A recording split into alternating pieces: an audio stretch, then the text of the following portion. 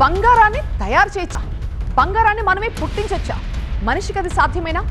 సూర్యుడు లాంటి నక్షత్ర మండలాల్లో మాత్రమే బంగారం తయారవుతుందనేది సైంటిస్టుల మాట. ఆ మాటకొస్తే నక్షత్రాల నుంచే భూమి మీదకి బంగారం వచ్చింది అంటారు. అలాంటిది ప్రయోగాల ద్వారా గోల్డ్ ని సృష్టించడం సాధ్యమేనా? యోగి వేమనకు బంగారాన్ని తయారు చేసే విద్య వచ్చని చెప్తారు. ఆ రహస్యాన్ని ఆయన తన పద్యాల్లో కోడ్ రూపంలో దాచిపెట్టారని అంటూ ఉంటారు. మరి అందులో నిజమంతా? ఈ పరుసవేది విద్య నిజంగానే ఉందా? చిత్తూరు నాగయ్య నటించిన యోగి వేమన సినిమా గుర్తుందా? ఆ సినిమాలో తన స్నేహితుడు అభిరామయ్యతో కలిసి పురాతన పద్ధతులను ఉపయోగించి ఒక బంగారు కడ్డీని తయారు చేస్తారు. సినిమాలో అలా చూపించారు, కానీ నిజంగా వేమన బంగారాన్ని సృష్టించాడా లేదా అన్నదానికి నేటికి రుజువులైతే లేవు. ఒకవేళ నిజంగా తయారు చేసుంటే ఇప్పటికీ ఆ విద్య ఉండాలి కదా అన్నది ప్రశ్న. వేమన పుట్టి ఇప్పటికి 600 ఏళ్లు దాటింది. ఆ కాలంలో అలాంటి విద్య ఉండేదని, దాన్ని పరుసవేది లేదా రసవేది విద్య అంటారని చెబుతుంటారు. కేవలం వేమన మాత్రమే కాదు, న్యూటన్ కూడా ఈ విద్యను నమ్మాడు. న్యూటన్ పుట్టి 300 ఏళ్లు దాటింది. ఆ కాలంలోనే బంగారం తయారు చేయొచ్చని నమ్మి ప్రయోగాలు చేశారంటే ఆ విద్య ఉన్నట్టే అనుకోవాలా, లేక ఇదొక పుకారుగా ప్రపంచమంతా పాకింది అనుకోవాలా? ఇది ఖచ్చితంగా పుకారైతే కాదు అనేవాళ్లు బోలెడు మంది. కారణమేంటంటే గ్రీకులు, రోమన్ల కాలంలో కూడా బంగారాన్ని పుట్టించే ప్రయోగాలు చేశారు. ఈజిప్ట్లోని అలెగ్జాండ్రియా నగరంలో బంగారాన్ని సృష్టించే పెద్ద పెద్ద ప్రయోగ కేంద్రాలు ఉండేవి. ఆ కాలంలోనే భారత ఉపఖండంలోనూ చైనాలోనూ ప్రయోగశాలలు ఉండేవి అనడానికి రుజువులు సైతం ఉన్నాయి.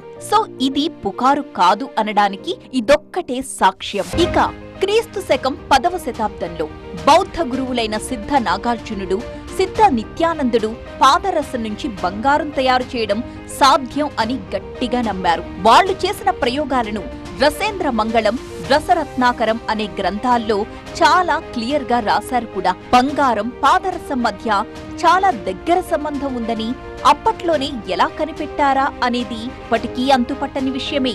ఎందుకంటే పీరియాడిక్ టేబుల్లో బంగారం, పాదరసం పక్క పక్కనే ఉంటాయి. పీరియాడిక్ టేబుల్ ని సృష్టించింది మహా అయితే ఒక 200 ఏళ్ల క్రితం.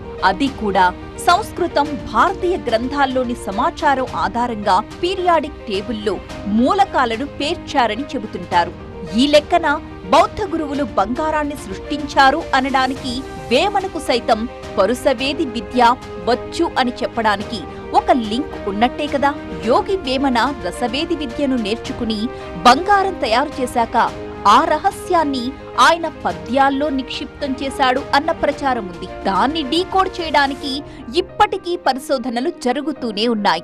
ఉప్పు చింతకాయ ఊరిలో నుండగా కరువదేలవచ్చు కాంతలారా అనే పద్యాన్ని డీకోడ్ చేయడానికి తెగ ప్రయత్నించారని చెబుతూ ఉంటారు. వేమన సంగతేమో కాని సిద్ధ నాగార్జునుడు, సిద్ధ నిత్యానందుడు పాదరసం నుంచి బంగారం తయారు చేయొచ్చని చెప్పిన మాట మీద కూడా ప్రయోగాలు జరిగాయి. జరగడమే కాదు, బంగారాన్ని సృష్టించారు కూడా. పీరియాడిక్ టేబుల్లో బంగారం, పాదరసం పక్క పక్కనే ఉంటాయి. బంగారం పరమాణు సంఖ్య 79, పాదరసం పరమాణు సంఖ్య 80.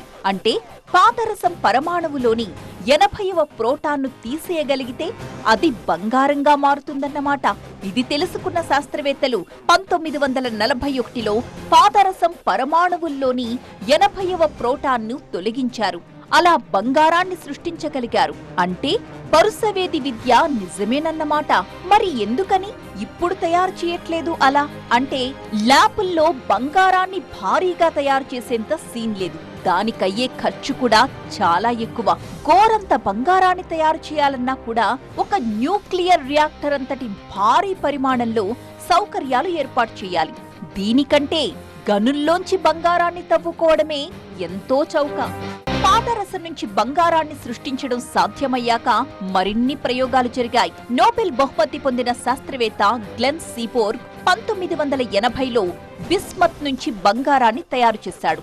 బిస్మత్ అంటే సీసం. ఈ సీసం పరమాణు సంఖ్య 83. సో సీసం పరమాణువుల్లోని ప్రోటాన్లను తొలగించి దాన్ని బంగారంగా మార్చగలిగాడు. ఇది కూడా భారీ ఖర్చుతో కూడుకున్నదే.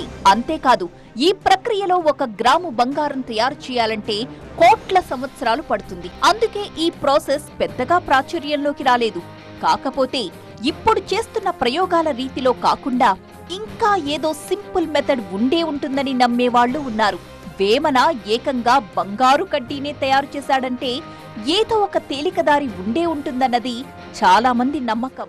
పరుసవేది అనే పదం ఇప్పటి తరానికి అర్థం కాకపోవచ్చు. కెమిస్ట్రీ లాంగ్వేజ్ లో దీన్నే ఆల్కెమిస్ట్ అంటారు. ఒకప్పుడు Egypt, Mesopotamia, Persia, China, Japan, Korea, Greek, Roman, Europe దేశాల్లో ఈ రసాయన శాస్త్రవేత్తలు బంగారాన్ని తయారు చేయడానికి తెగ ప్రయత్నాలు చేశారు. కాకపోతే ఆ పద్ధతులన్నీ దారి తప్పాయి. మార్మిక విద్యగా మారి రకరకాల మోసాలు జరిగేవి. నకిలీ బంగారం, నకిలీ వెండిని అంటగట్టడం పెరిగిపోయాయి.